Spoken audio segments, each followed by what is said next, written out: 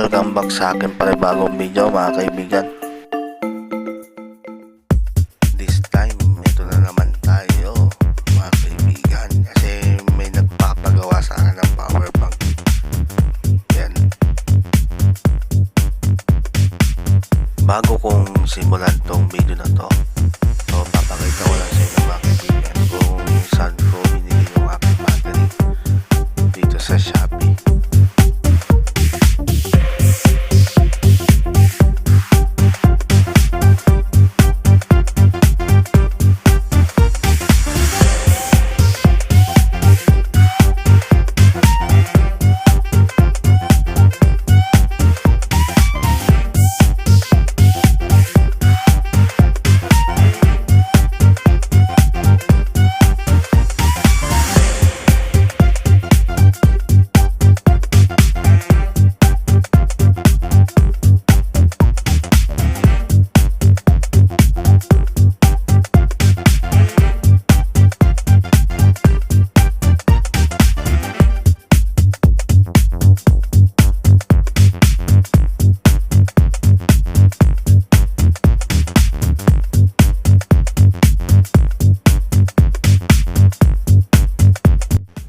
Highly recommended ko nga pala tong store na to kasi okay na okay po yung mga battery nila. Kung mapapansin nyo mga kaibigan dito, ayan o, 2,200 mAh. So lahat yan, total, equal yan. Ito kasi lumang battery, sabi no nagpaayos o nagpapagawa. So kung mapapansin nyo dito, putol yung kanyang sa power bank na DIY power bank case. Yan, putol yung kanyang wire.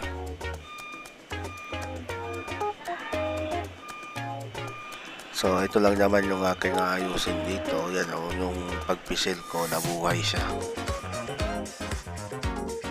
At dito naman mga kaibigan, tinanggal ko yung kanyang bakal. Tapos yung may spring, yung battery terminal. Tapos hinanda ko yung mga battery. Ito yung in-order natin sa Shopee, yung kay Mac 2 o Mac Squared. Okay, ginasgasan ko na siya para madali lang maghinang dito. Hinang tayo, wala akong spot welder kasi ang mahal po ng spot welder na pang 18650 kasi umaano ng 27 eh. Siyempre quality na yung bibiling ko, tapos ang laki-laki niya, hindi siya pang portable welding spot welder. Ayan, ito yung binili kong battery, hinanda ko na, dikit-dikit lang yan mga kaibigan. Kung mapapansin nyo, meron pa siyang logo ng Mac Squared oh. So legit na legit yung mga battery. Tapos ito yung pinagdidikit ko, 99 pesos, shoutout dito. Tsaka madikit siya mga kaibigan.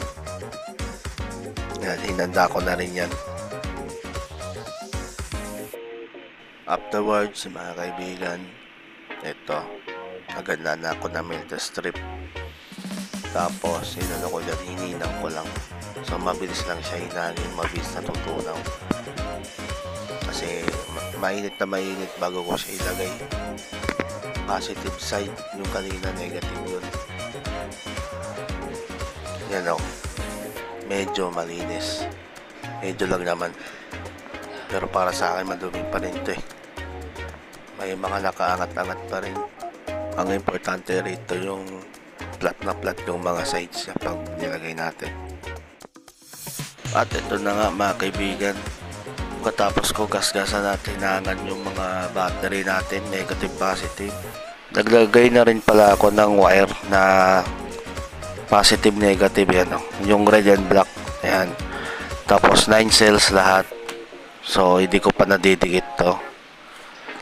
So as you can see mga kaibigan, solid na yung connection niya kasi meron akong pa sobrang haba ng wire. Tsaka yan, gumagana na yung ilaw niya at yung input output nito gumagana na rin kasi halos lahat to. Tsaka nagka-output na siya, may naka-indicator na out. Yan.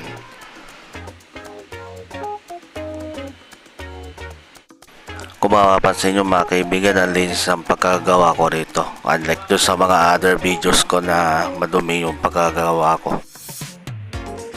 Ito nga pala mga kaibigan, ginamitan ko ng inverter.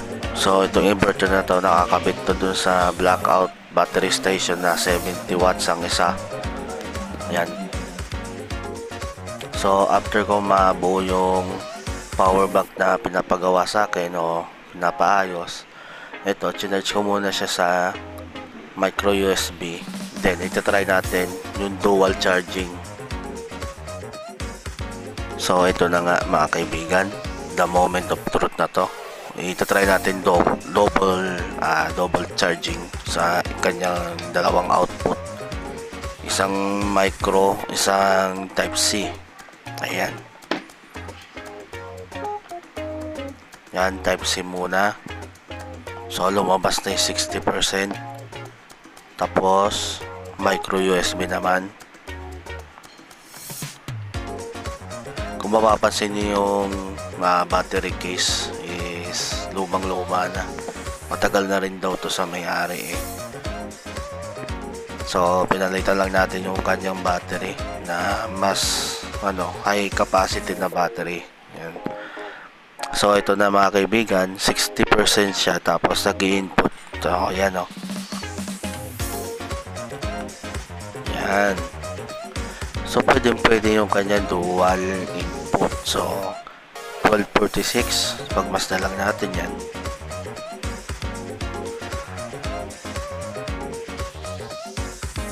Dito mga kaibigan, chinek ko yung kanyang battery status. Ayan. From 60 to 68. So, ang bilis lang mga kaibigan, no? From 1246 to 116. Okay, mga ilang minuto rin yun. So, ayan mga kaibigan. Dito ko natatapusan ng video na to. Maraming salamat.